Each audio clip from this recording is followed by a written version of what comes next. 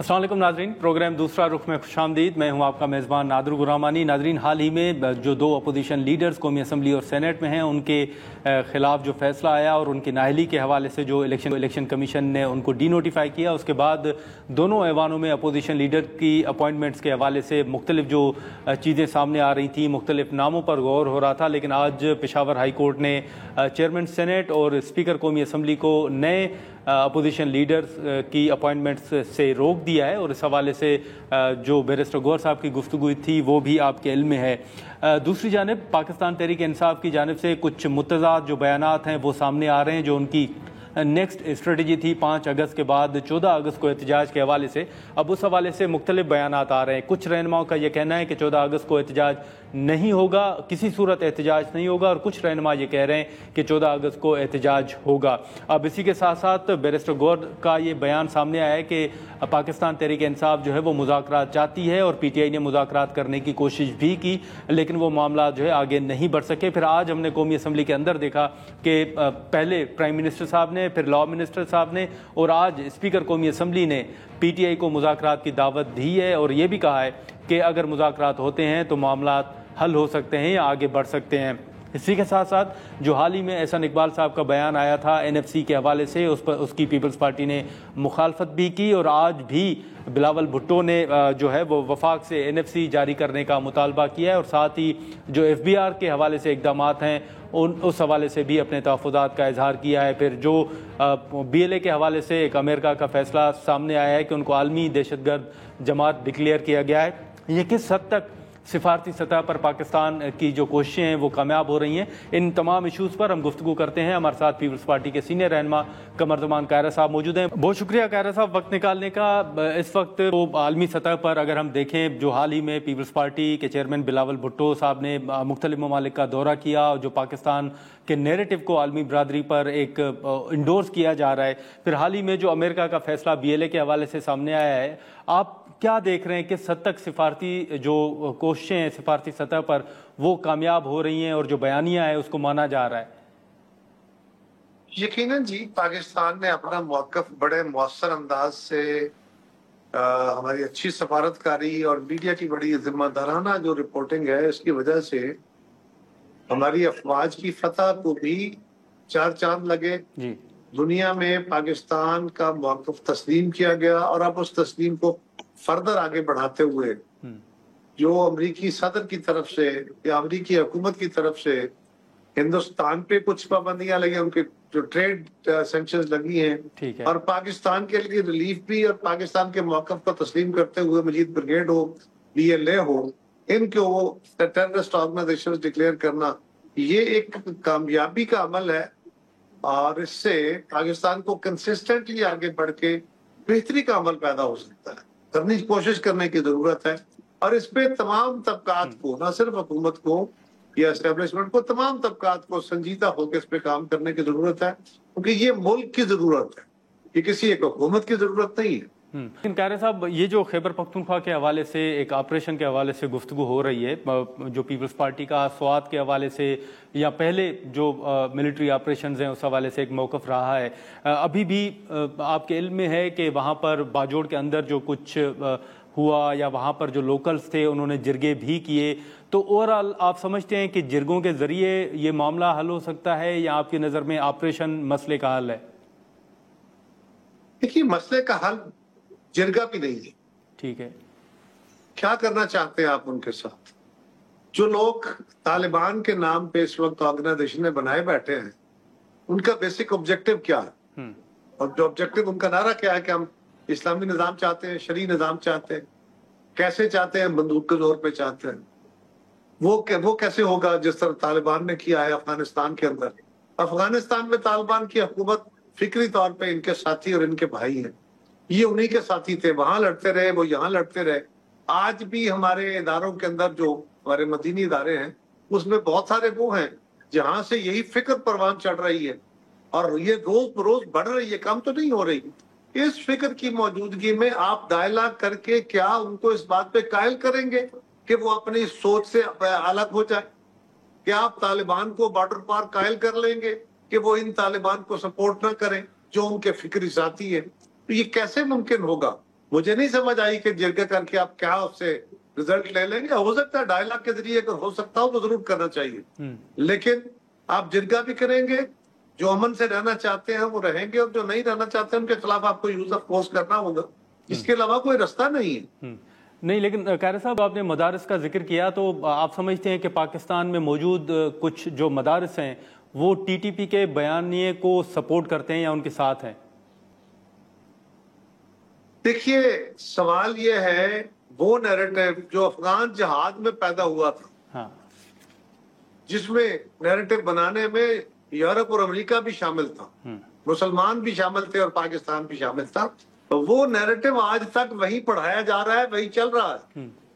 اور وہ یہ ہے کہ ہم اپنا دینی نظام نافذ کرنا چاہتے ہیں, اور دینی نظام ان کی اپنی انٹرپریٹیشن کے مطابق نافذ کرنا چاہتے ہیں, اور اس کی عملی تعبیر افغانستان کے اندر طالبان کی حکومت ہے, جو بندوق کے زور پہ 2 عالمی طاقتوں سے لڑی, فتح حاصل کی, اپنے اندرونی لڑائیوں کو بھی طاقت کے زور پہ فتح کیا, اور اس کی بنیاد پہ انہوں نے اپنی حکومت قائم کر لی. اب یہ والے طالبان جو ہیں یہ ان کے فکری ساتھی ہی نہیں ہیں, یہ انہی مدارس سے, انہی اساتذہ سے پڑھے ہوئے ہیں, یہ اکٹھے وہ جنگ لڑتے رہے ہیں. آج یہ وہ جنگ لڑ کے واپس پاکستان آئے ہیں, اور اسی نعرے کے ساتھ ہیں کہ ہم نے پاکستان میں بھی وہ نظام نافذ کرنا ہے جو طالبان نے افغانستان میں شریعت کے نام پہ نافذ کیا ہے, اور اس کا رستہ انتخاب یا آئین نہیں ہے, اس کا رستہ بندوق کی زور پہ. یہ فکر ہے. آپ اس فکر کو اگر تبدیل کر سکتے ہو اور آپ کوئی جرگہ کر کے ان کو قائل کر کے اس بات پہ لا سکتے ہیں کہ وہ اپنی سوچ میں تبدیلی پیدا کر لیں اور وہ آئین اور قانون کے زمرے میں آ جائیں پرامن جدوجہد, تو بالکل کوئی اعتراض نہیں کرنا چاہیے. مجھے لگتا نہیں ہے کہ اس میں کام. لیکن قاہرہ صاحب, حال ہی میں وزیر دفاع خواجہ آصف صاحب کا بیان یقیناً آپ کی نظر سے گزرا ہوگا کہ وہ کچھ فیصلوں پر تنقید بھی کر رہے ہیں, اپنے تحفظات کا اظہار بھی کر رہے ہیں, بیوروکریسی کے حوالے سے ان کا بیان بھی آپ کے سامنے ہے. بطور سینئر پولیٹیشین سر, آپ بھی سمجھتے ہیں کہ موجودہ نظام میں کچھ خرابیاں, کچھ خامیاں ہیں؟ کچھ نہیں ہے جی, بہت ساری ہیں. کچھ کیا ہوئی, بے پناہ خامیاں ہیں. کون سا ادارہ ہے جس کے لوگوں کی باہر جائیدادیں نہیں ہیں؟ کون سے لوگ ہیں, کون سے سیاستدانوں کی نہیں ہے, کاروباریوں کی نہیں ہے, بیوروکریٹس کی نہیں ہے, حاضر کی نہیں ہے, سابقہ کی نہیں ہے. جوڈیشری کے لوگوں کے بارے میں کیا کہیں, کون ہے جو اس سے مبرہ ہے؟ یہ بات کہ صرف ایک ملک میں نہیں ہے. خواجہ صاحب نے کہا کیا دبئی میں جائیدادیں لوگوں کو نہیں پتا؟ کیا ماضی میں بہت سارے جو پیپرز نکلے تھے ان میں سے باتیں نہیں آئی تھی؟ کیا انگلینڈ کے اندر لوگوں کی جائیدادیں, اور فرانس کے اندر لوگوں کی جائیدادیں, اور سوئٹزرلینڈ میں اور دیگر ممالک کے اندر جو لوگوں کی انویسٹمنٹس ہیں, پاکستان کی بہت بڑی تعداد میں لوگ وہ ہیں جو سرکاری ملازمین ہیں, ماضی کے ہیں یا موجودہ ہیں یا کاروباری لوگ ہیں, اور انہوں نے کینیڈا کی جا کے شہریت لی ہے اور کئی ملکوں کی شہریت لی ہے. یہ جو مشرقی یورپ تھا, اس کے جو ملک آزاد ہوئے, ان کی کیونکہ شہریت کمپیریٹیولی آسانی سے مل رہی تھی, ان کے اپنے اکنامک حالات کی وجہ سے انہوں نے ایز آؤٹ کیا تھا, تو اس پہ لوگوں نے شہریت لی, وہاں جا کے انویسٹمنٹ کی. کہتے وہ یہی ہے کہ ہم نے ٹریولنگ ڈاکومنٹ کے طور پہ ایک سیکنڈ پاسپورٹ لیا ہے, لیکن ہم نے ان کی جائیدادیں وہاں موجود ہیں, اور اس بات کو مزید تحقیق کرنی چاہیے. اس سے کوئی مبرہ نہیں. لیکن بھی یہ سسٹم کے حوالے سے تو آپ نے بھی ذکر کیا, لیکن بیرسٹر گوہر صاحب کا ہم بیان دیکھ رہے تھے کہ پی ٹی آئی مذاکرات چاہتی ہے, لیکن مذاکرات کا معاملہ آگے نہیں بڑھ پا رہا. حکومت بھی پی ٹی آئی کو مذاکرات کی دعوت دے رہی ہے. آپ کے نزدیک اگر مذاکرات کا معاملہ آگے نہیں بڑھ پا رہا تو اس میں رکاوٹ کون ہے؟ بیرسٹر گوہر صاحب کے ساتھ بڑے ادب سے بھائی ہیں, وہ اچھے آدمی ہیں. ان سے تو یہ عرض ہے کہ ان کے پاس مینڈیٹ کس کا دیا ہوا ہے؟ ابھی خان صاحب کی ہمشیرہ جا کے ملیں گی, وہ کہہ دیں گی کہ کوئی مذاکرات نہیں ہوں گے, خان صاحب نے کہا, تو پھر کیا ہوگا؟ پھر ہم ان کی بات کے اوپر بھاگ پڑیں گے. تو پہلے پی ٹی آئی یہ طے کرے کہ خان صاحب کو کون سے بندے ہیں جن کے اوپر ان کا اعتماد ہے, جن کے لفظ عمران خان کے لفظ گنے جائیں گے, پھر اس کے اوپر بات ہوگی. بیرسٹر گوہر صاحب نے کہا مذاکرات کرنے ہیں, کس کو کہا؟ ان کی بات اگر کرنی ہے تو کیا مینڈیٹ, وہ لائے سامنے اپنا ایجنڈا. حکومت کہتی رہی نا مذاکرات کرے, اسپیکر صاحب نے کوشش کی تھی, اب بھی کرنی چاہیے. تو یہ مذاکرات کو لامتناہی سلسلے بھی نہیں ہوتے, اور مذاکرات کا لامتناہی ایجنڈا بھی نہیں ہوتا. آپ اپنا ایجنڈا واضح کیجئے اور پہلے عمران خان صاحب سے کلیئرٹی لے لیجئے کہ اس بار ان کے علاوہ کوئی اور ترجمان نہیں ہوگا اور کل ان کا بیان بدلے گا نہیں، کیونکہ ان کو کوئی بیان سٹینڈ تو کرتا ہی نہیں ہے۔ ٹھیک ہے، لیکن قاہرہ صاحب اب 5 اگست کے بعد پی ٹی آئی 14 اگست کو احتجاج کرنے جا رہی ہے، اس حوالے سے مختلف بیانات تو آ رہے ہیں، لیکن ایک فیصلہ یہ آیا تھا کہ 14 اگست کو احتجاج ہوگا، اور حکومت پی ٹی آئی سے یہ درخواست کر رہی ہے کہ 14 اگست کو احتجاج نہ کیا جائے، اس کو ریویو کیا جائے۔ تو آپ سمجھتے ہیں کہ پی ٹی آئی کو ریویو کرنا چاہیے یہ جو 14 اگست کے حوالے سے احتجاج کی ایک کال انہوں نے دی ہے؟ دیکھیے، جشن آزادی تو جشن کا دن ہے، اس میں نہ صرف پی ٹی آئی پہ بھی بات کرتے ہیں، پوری قوم کو سوچنا چاہیے۔ صرف جشن منانے سے آزادیاں نہیں سنبھلتی، ہماری آزادی آہستہ آہستہ ہمارے ہاتھوں سے نکل رہی ہے۔ جو آزادی 1947 میں حاصل کی تھی، آدھی ایسٹ پاکستان کے ساتھ چلی گئی، ریمیننگ ہماری اکنامک یا ہماری دیگر چیزوں پہ جو ڈیپینڈنس ہے، جو دیگر اقوام پہ ہم قرض لے کے اپنے آپ کو چلانے کی درپے ہیں یا مجبور ہے، کون سی آزادی ہے جس کو ہم منانے جا رہے ہیں؟ بلا شبہ آزادی ایک بہت بڑا خواب تھا، بہت بڑی حقیقت ہے اور بہت بڑا انعام ہے، لیکن ہمیں سب کو، میں کسی ایک کو نہیں کہتا، سب کو، تمام طبقات کو اپنے اندر بھی جھانکنے کی ضرورت ہے کہ جن خوابوں کے تحت آزادی حاصل کی تھی، ادھر خدمت بھی درست ہے کہ نہیں، ادھر سفر بھی جاری ہے کہ نہیں، وہ بھی کرنے کی ضرورت ہے۔ جشن بھی تھوڑا بنانے اور ذرا سادگی سے منانے کی ضرورت ہے، اور ان بھائیوں سے گزارش ہے کہ جشن والے دن، شادی والے دن آنسو نہیں بہائے جاتے، اس میں رویا نہیں جاتا، اور مرگ والے دن ہنسی خوشی نہیں کی جاتی۔ جو بھی دن ہوتا ہے اس کے مطابق آپ کو رویے اختیار کرنے ہیں۔ 14 اگست آزادی کا دن ہے، آپ اس پہ احتجاج کرنا چاہیں گے، کچھ نہیں کر پائیں گے، نہ ماضی میں آپ احتجاج کر پائیں نہ آئندہ کریں گے، لیکن آپ اپنے لیے بدنامی جھیڑ رہے ہیں۔